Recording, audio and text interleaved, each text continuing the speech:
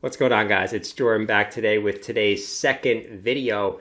And in today's video, we're going to take a look at Chainlink because we're seeing Bitcoin make absolutely crazy gains. And a lot of the altcoins aren't really making the same gains and are kind of lagging behind Bitcoin. So in today's video, we're going to take a look at some of what Chainlink is doing in particular, which is what I think a lot of altcoins are doing in particular, which is just consolidating until we get an eventually big breakout to the upside. And for Chainlink, we're just in this symmetrical triangle, right? This is literally on the weekly, the daily, the 4-hour, every chart you can think of.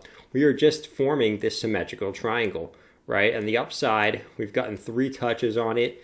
And on the downside, we've gotten 3 touches on it. That's what I look for to confirm a pattern. There's 3 touches on both sides of the pattern, whether it's a triangle, a channel, a wedge, whatever kind of pattern it is. This is what I look for, guys. And this is very much playing out like the last 2 consolidation periods that we had for Chainlink in the past. So we're going to take a look at that more in depth later on in this video. But I first wanted to show you the symmetrical triangle here, guys, so you guys can go and plan it on your charts, right? But as we switch on over to the next chart for Chainlink, this is the fractal that we've been talking about, for the past couple months for Chainlink, and it's been playing out exactly perfectly, right? Obviously, we got 3 touches on the bottom support, 3 touches on the bottom support. Now we've gotten 3 touches on the bottom support, right? And it's playing out more similarly to this first consolidation period that we had here, where we kind of had upward sloping support. Rather, this one was kind of a quadruple bottom. If we get rid of this crazy crash that we had over here, I think we probably would have broke out a little bit sooner if what happened in 2020 didn't happen. But we're not going to talk about that in this video. If guys can see, we're getting upward sloping support just like we did down here in this bottom triangle, right? And I'm going to plant this little line here so you guys can see what I'm talking about a little bit further. But we're kind of just making, like we did down there, right, another symmetrical triangle, right, where we had downward sloping resistance and upward sloping support. We're doing the same thing, I think, right, where I just showed you guys that 4-hour symmetrical triangle. There it is, guys. We're doing pretty much the same exact thing, right? This time, obviously, it was a little bit more of a sideways support. But I wanted to give you guys, an illustration on what happens, right? Pretty much every single time we get the same kind of pattern.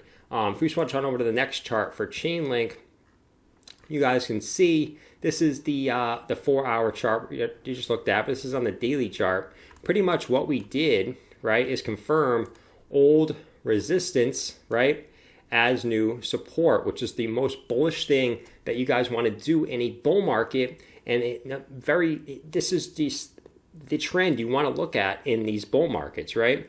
If we go back to this one back here, we did the same thing, right? We had old resistance right here, right?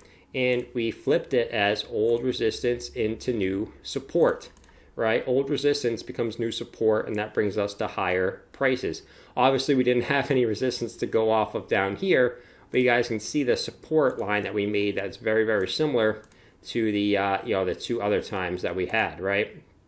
You guys can obviously see this support line here if I can get it to click.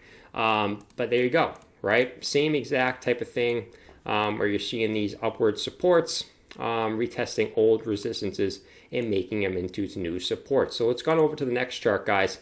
And this is the kind of the meat and potatoes of the video that we're going to talk about, why each of these consolidation periods are very, very similar. Now, let me go through each one for you guys, right? So obviously down here, same exact thing we have now, 3 touches on the top, 3 major touches on the bottom before going up, retesting it, and eventually breaking out, confirming it as support, and then going higher up to the upside. So you guys can see the symmetrical triangle that played out there, brought us up to the upside. Same thing here, guys, where we had 3 touches on the bottom, confirming old resistance as new support. We had another touch here, actually, so basically a 4th touch. We broke out of the triangle, and because of the craziness we had in March, we dropped back down into the triangle and then broke up, right? If this never happened, I think we would just, instead of this being over here, we probably would have just pumped up to the upside up here instead of waiting another couple months to eventually break out to the upside. But you guys get the point there. You guys can see the similarities. Where the same thing, we had 3 touches on the top and we eventually broke up to the upside. And we're doing the exact same thing now, guys. And this is just another fractal to illustrate why I'm so bullish on Chainlink in the long term, right? This doesn't have to play out, but it's playing out exactly the same. Now let's look. We had our old resistance, flipped it as new support 3 times, right? And on the top, we had 3 touches on the top as well.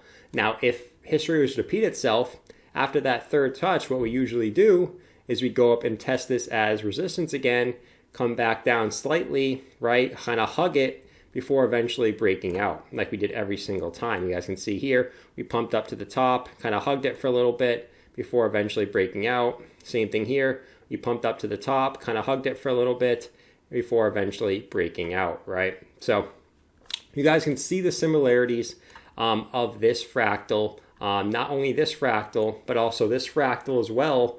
You know, it's just, it's lining up perfectly for another major move for Chainlink to the upside. Now, I wanted to see what kind of a measured move for Chainlink to the upside would look like on this move. So if we take off this log for a minute and we go to here and we take our little old line tool here, take it from the top here to the bottom, right? So we take top from the bottom, we're going to take off log and auto real quick, and then we're going to bring this up. We'll say we break out somewhere around this point.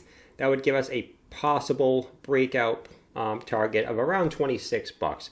Let's move this over a little bit. Say we break out around there.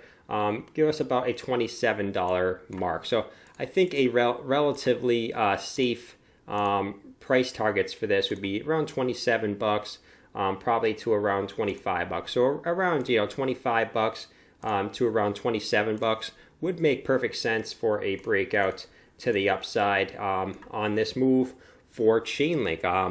So that's just a quick fractal I wanted to talk about on this video for Chainlink, guys. Let me know in the comment section below what you guys think about these 2 unbelievable fractals that keep playing out for Chainlink, right? Do you guys think it's going to happen? You guys bearish on Chainlink because of the crazy SEC news that is coming out for Chainlink? Let me know in that comment section below what you guys think. And I hope you guys have a great rest of your night, and I'll see you guys in tomorrow's video. If you guys are new, make sure you press that subscribe button before you go and click on another video on the right. Press that subscribe button down below.